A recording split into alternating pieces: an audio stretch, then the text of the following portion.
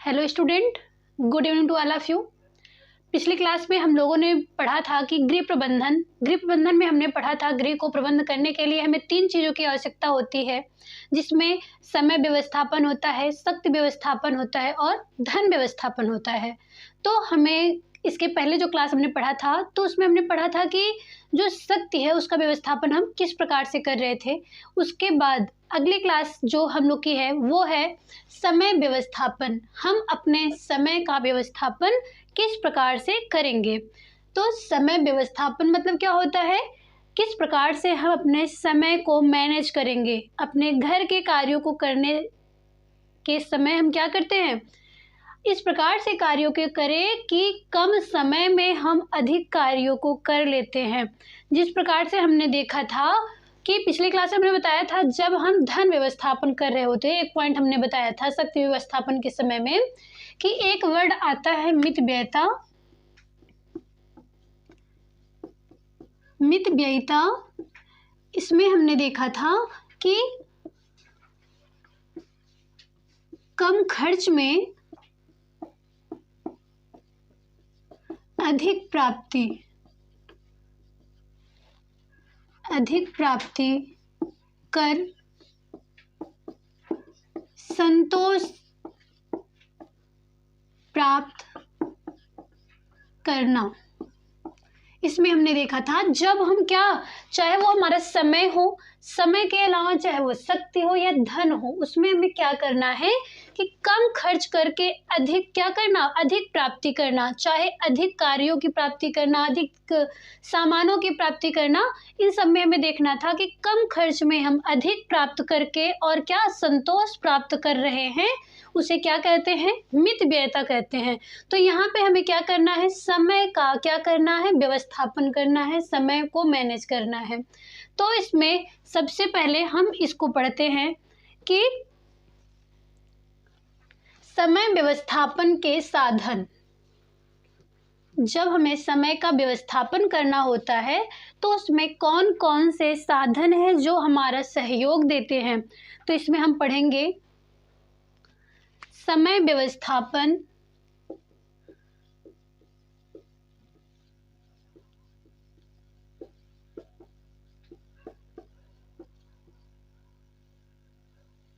समय व्यवस्थापन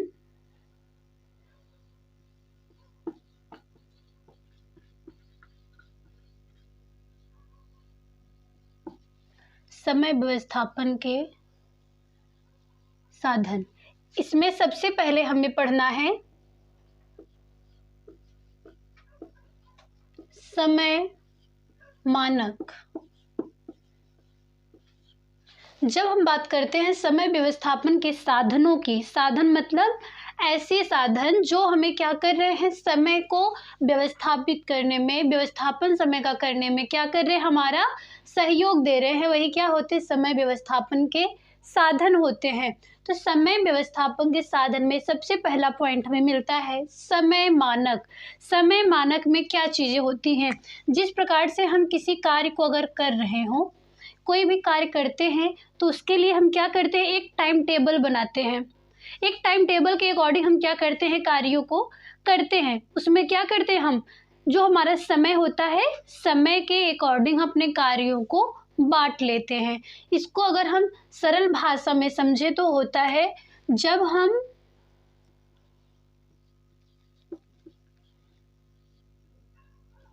अपने कार्यों को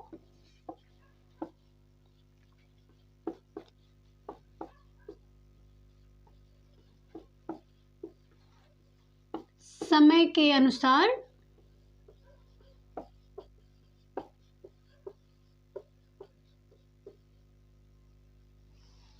जब अपने कार्यों को समय के अनुसार बांट लेते हैं,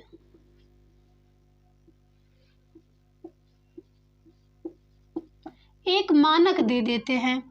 ये मानक दे देते हैं कि ये हमारा कार्य है, कार्यों को हमें इतने समय में करना है। एक तरफ हम क्या करते हैं, कार्य लिखते हैं और दूसरी तरफ समय लिखते हैं कि ये जो हमारा कार्य होगा वो कार्य को हम इतने से इतने समय के बीच में क्या करेंगे, कर लेंगे। तो ये हमारा क्या होता है, समय मानक होता है। इसके बाद नेक्स्ट साधन की हम बात करेंगे। समय व्यवस्थापन का जो नेक्स्ट साधन है वो है कार्यवक्र।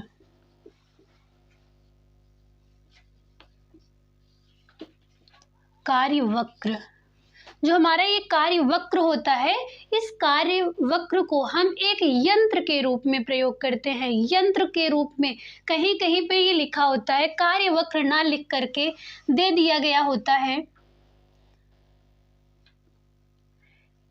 एक यंत्र। एक यंत्र, कैसा यंत्र, जो हमें समय को जो समय के व्यवस्थापन में क्या कर रहे हैं, हमारा सहयोग दे रहे हों। इस कार्यवक्र में जो हम एक यंत्र पढ़ते हैं, इसमें क्या किया जाता है कि जो हमारा कार्य, हमने इसके पहले पढ़ा कि जो हम अपने कार्यों को समय के अनुसार बांट रहे हैं समय मानक में, ये जो हमारा कार्य है वो कार्य कैसा है, जो हमारा कार्य है वो कैसा है। कार्य में लगने वाले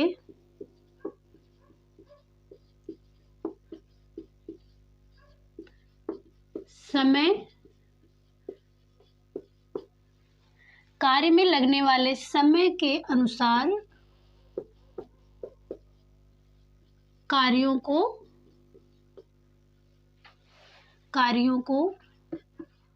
बांटना। जब हम क्या करते हैं, अपने कार्यों को, जो उसमें कार्य में जो समय लग रहा है, उस समय के आधार पर जब कार्यों को हम बांट देते हैं तो ये क्या होता है, कार्यवक्र होता है। कार्यवक्र को हम किस प्रकार से प्रदर्शित करेंगे, भारी कार्य, भारी के बाद क्या होगा, हल्का कार्य, इसके बाद रुचिकर कार्य, रुचिकर कार्य, भारी कार्य, हल्का कार्य और रुचिकर कार्य। इस आधार पे जब हम क्या करते हैं, अपने कार्यों का बंटवारा कर लेते हैं, तो हमें कार्यों को करने में बहुत ही आसानी होती है। जिस प्रकार से हम देखते हैं, अगर कोई भारी कार्य होता है तो उसको करने में हमें बहुत ही क्या समस्या का सामना करना पड़ता है, और उसके बाद अगर कोई हल्का कार्य है तो इसमें हमें बहुत ही कम समय लगता है। लेकिन जो हमारा कार्य रुचिकर होता है, जिसमें हमारी रुचि होती है कार्यों को करने में, वो कार्य चाहे वो भारी हो या हल्का हो, वो महत्व नहीं रखता है। बस उसमें क्या, हमारे जो रुचि है उसको ध्यान में रखा जाता है। इस आधार पर हम अपने कार्यों को समय के अनुसार बांट देते हैं। तो ये क्या है, कार्यवक्र के अंतर्गत आता है। कार्यवक्र को हम क्या कर रहे हैं, भारी कार्य, हल्का कार्य और रुचिकर कार्यों में बांट दे रहे हैं। आगे हम बात करते हैं तीसरे साधन के बारे में। तीसरा साधन जो होता है वो होता है समय दर्शन। समय दर्शन, समय दर्शन में हम क्या देखते हैं, जब हम कोई कार्य कर रहे होते हैं, उस कार्य करने के दौरान हम कैसे देखेंगे कि जो हमारा कार्य है उस कार्य को करने में हमारे जो समय है वो किस प्रकार से लग रहा है। कार्य उसमें कम लग रहा है या ज़्यादा लग रहा है, हमें कैसे पता चलेगा कि इस कार्य को हमने इस इतने से इतने समय के बीच में किया है, किस प्रकार से हम अनुमान लगाएंगे। तो समय दर्शन में हमें ये देखने को मिलता है कि हमारे कार्यों में जो समय लगा है उसका अनुमान हम कैसे लगा रहे हैं। तो अनुमान हम किस प्रकार से लगाएंगे, यहाँ लिखिएगा, कार्यों में लगने वाले समय का अनुमान लगाना। हमारे जो कार्य है उस कार्य को करने में कितना समय लग रहा है, इसका अनुमान हम कैसे लगाएंगे। या तो हमारे पास घड़ी हो, घड़ी के द्वारा हम लगाते हैं। अगर घड़ी नहीं है जैसे पहले के समय में घड़ी नहीं होता था तो किसके द्वारा हम समय का पता लगाते थे?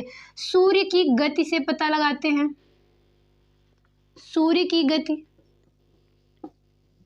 धरती की गति, धरती की गति आदि। इस प्रकार से हम क्या करते हैं, जो हमारे कार्य में लगने वाला जो समय है उसका अनुमान हम किसके द्वारा लगा रहे हैं? घड़ी के द्वारा, सूर्य की गति, धरती की गति, इन सब के द्वारा हम क्या कर रहे हैं? कार्यों में लगने वाले समय का अनुमान लगा रहे हैं।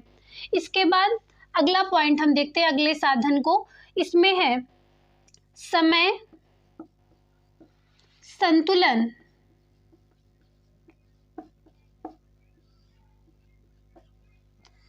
समय संतुलन, समय संतुलन मतलब क्या होता है? जो हमारा समय लग रहा है कार्यों को करने में, उसका संतुलन हम किस प्रकार से बनाए रखें कि किसी प्रकार की समस्या कार्यों को करने में ना आए। इसके लिए हमें क्या करना होता है? जो हमारा समय संतुलन होता है इसको बनाए रखना पड़ता है। तो जो हमारा ये समय संतुलन है, समय संतुलन को बनाए रखने के लिए हमें क्या करना होता है? इसमें हमें 3 पॉइंट्स को ध्यान रखना होता है, जिसमें सबसे पहला है कार्य, दूसरा है विश्राम,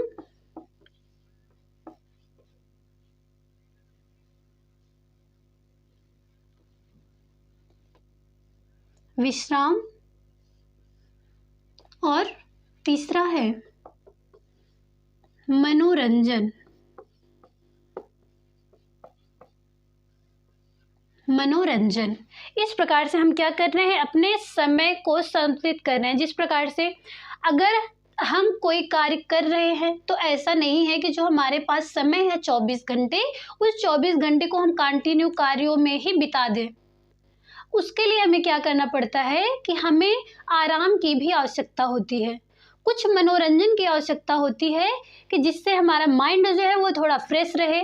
और फ्रेश रहने से क्या होगा? जो हमारा कार्य होगा उस कार्यों को करने में हमें क्या होगा? रुचि पैदा होगी, आराम रहेगा। अगर हमें तो किसी कार्य को हम आसानी से करेंगे। किसी कार्य को करते समय अगर कोई पॉइंट्स ऐसे हों जो न समझ में आ रहा हो तो वहाँ पे क्या, अगर हमारा माइंड फ्रेश होगा तो उसकी हम खोजबीन अच्छे से कर सकते हैं कि इस कार्य को हम कैसे करें। और जब हम कार्य को करते समय एकदम थक गए होंगे तो उसके दौरान हम क्या करेंगे? कुछ बोल नहीं पाएंगे, कुछ कर नहीं पाएंगे। तो इसके लिए हमें क्या करना होता है? इन 3 पॉइंट्स को ध्यान में रख करके अपने समय का संतुलन बनाए रखना होता है, जिसमें सबसे पहला है कार्य। जो हमारा कार्य है उस कार्य को ध्यान में रखना है। कार्यों के दौरान हमें विश्राम की भी आवश्यकता हो रही है।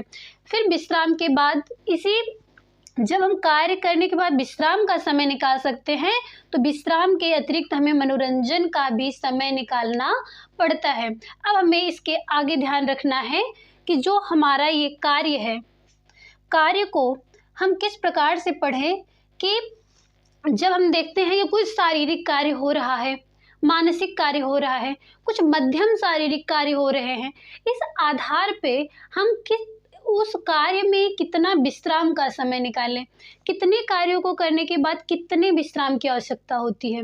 तो यहाँ पे हम कार्यों के आधार पर उस कार्य में आने वाले विश्राम का अध्ययन करते हैं। तो सबसे पहले यहाँ देखिएगा, मानसिक कार्य।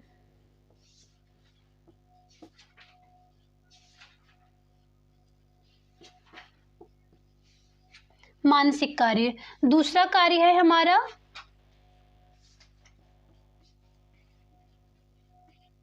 शारीरिक कार्य। तीसरा कार्य है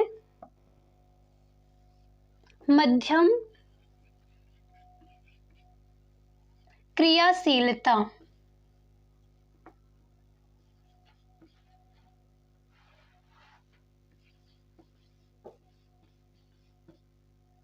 मध्यम क्रियाशीलता। शीलता। अब हमें ये देखना है कि अगर हम कोई मानसिक कार्य करते हैं तो इसमें हमें कितने विश्राम की आवश्यकता हो रही है, शारीरिक कार्य कर रहे हैं तो इसमें कितने विश्राम की आवश्यकता हो रही है, और मध्यम कार्य में कितने विश्राम की आवश्यकता हो रही है। जब हम कोई भी मानसिक कार्य कर रहे हैं, कोई भी ऑफिशियल वर्क कर रहे हैं, या फिर इसके अतिरिक्त बहुत सारे ऐसे कार्य होते हैं अपने घर के मैनेजमेंट में, तो हमें वहाँ भी क्या देखने को मिलता है कि अगर कोई भी हम मानसिक कार्य कर रहे हों, सबसे पहले तो हमें यही समझ में आ जाता है कि घर का जो प्रबंधन होता है, गृह प्रबंधन जो होता है, हमने शुरुआत की क्लास में पढ़ा कि जो गृह प्रबंधन होता है वो एक मानसिक प्रक्रिया होती है, मानसिक प्रक्रिया होती है। इसे हमें बहुत ही ध्यानपूर्वक क्या करना पड़ता है, मैनेजमेंट करना पड़ता है, जिससे कि परिवार में जो कार्य हैं, जो सदस्य हैं, उनमें कोई भी समस्या ना आए। तो इसके लिए हमें देखना है सबसे पहले मानसिक कार्य। अगर कोई व्यक्ति कोई मानसिक कार्य कर रहा है, अगर वह व्यक्ति क्या करता है, 40 मिनट तक 40 मिनट कार्य में 40 मिनट कार्य में 2 मिनट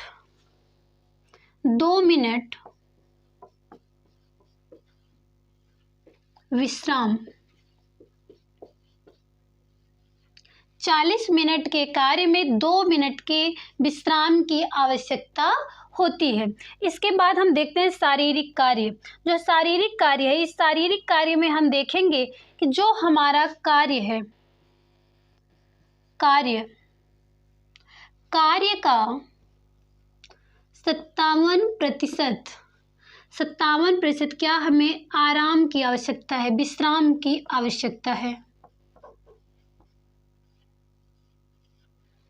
कार्य का क्या करना है, 57% विश्राम का। और मध्यम क्रियाशीलता में जो हमारा कार्य को करने में जो समय लग रहा है, उस समय का कार्य में लगने वाले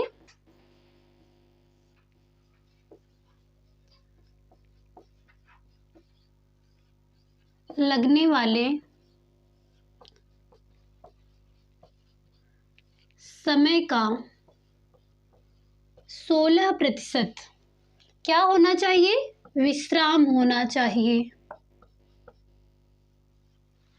जब भी हम कोई कार्य कर रहे होते हैं तो उसमें क्या होता है, अगर कोई मानसिक कार्य है तो 40 मिनट का अगर कार्य है तो उसमें 2 मिनट का विश्राम। शारीरिक कार्य है, इसमें अगर कार्य 57% हम कर रहे हैं, या इसमें इस प्रकार से हम समझेंगे, जो भी हमारा कार्य होगा उस कार्य का क्या करना है, 57% विश्राम, यानी कि कार्य में लगने वाला जो समय होगा, कार्य में लगने वाले समय का 57% विश्राम करना चाहिए। और जब हम मध्यम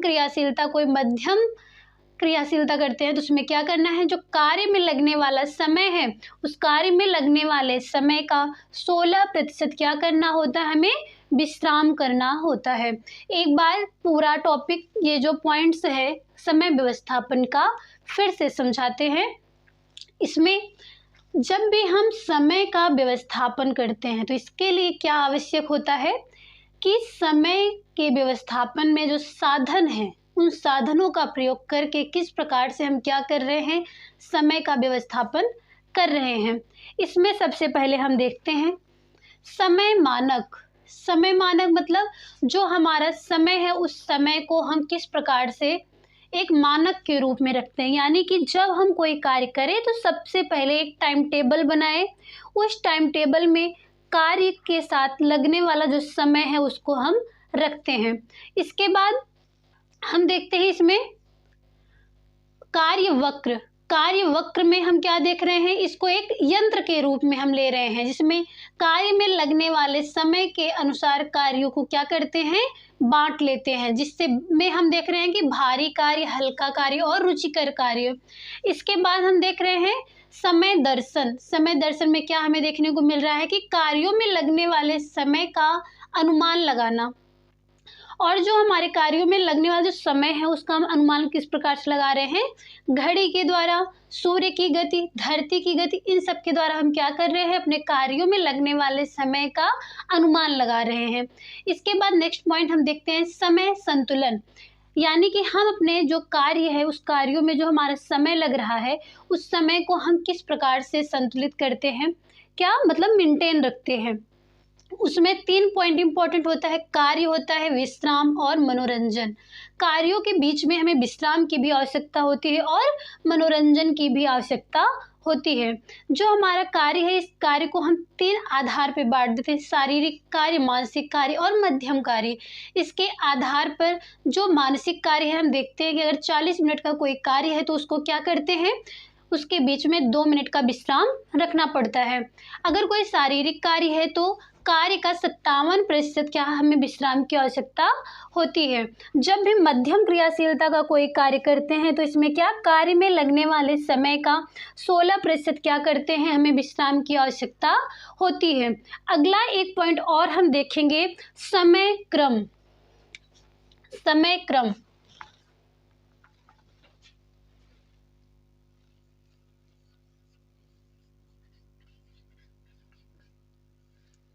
समय क्रम यानी कि जो हमारा समय है, इसमें हम किस प्रकार से क्या कर रहे हैं, एक क्रम के रूप में कोई भी कार्य अगर हम करें तो एक क्रम से करें। ऐसा नहीं है कि एक कार्य जो हमें आवश्यक ना हो तुरंत, उस कार्य को हम पहले कर लें और जो आवश्यक है उसको बाद में करें। तो जब हम समय क्रम की बात करते हैं तो इसमें सबसे इम्पोर्टेंट होता है कि हम अपने कार्यों को क्या करें, बांट लेते हैं।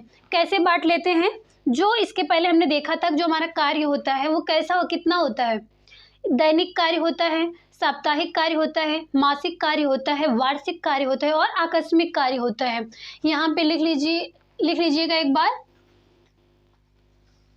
यहाँ पे दैनिक कार्य, साप्ताहिक,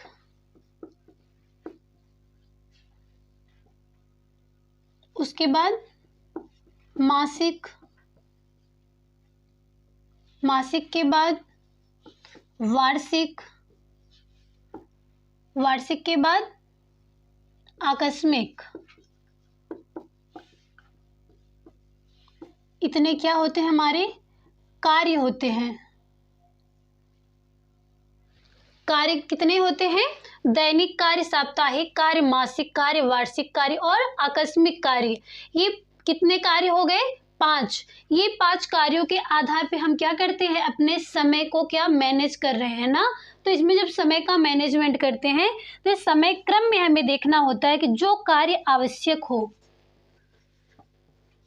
जो कार्य आवश्यक हो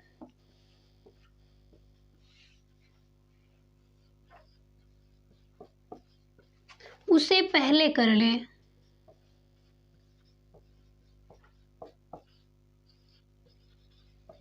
उसे पहले कर लें, यानी क्या करते हैं, अपने कार्यों को क्रम से करते हैं।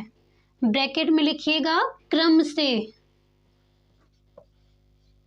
हाँ, अपने कार्यों को क्रम से करते हैं। क्रम से करने का मतलब, मान लीजिए दैनिक कार्य हमारा है, डेली भोजन पकाना है, लंच तैयार करना है, कपड़े धुलना है। ये सारे कार्य को अगर हम, ऐसा नहीं है कि सुबह खाना ना बनाए और साल भर का काम है कि अपने घर की रंगाई पुताई करना, तो उसको हम पहले करने लगे। जो हमारा जो मानसिक कार्य होगा, मासिक कार्य होता है।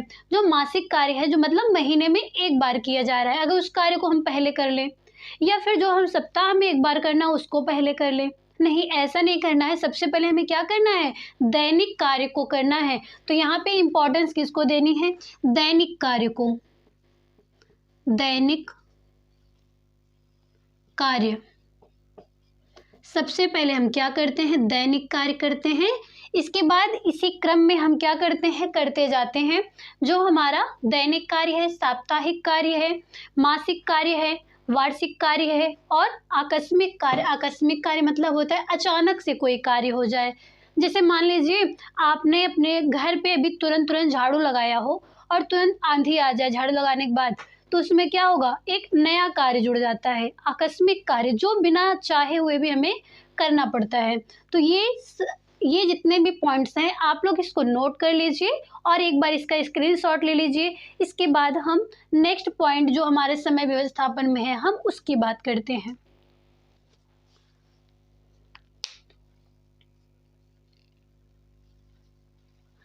इसके बाद हम देखेंगे, यहाँ पे हमने क्या देखा, समय व्यवस्थापन हमने पढ़ लिया।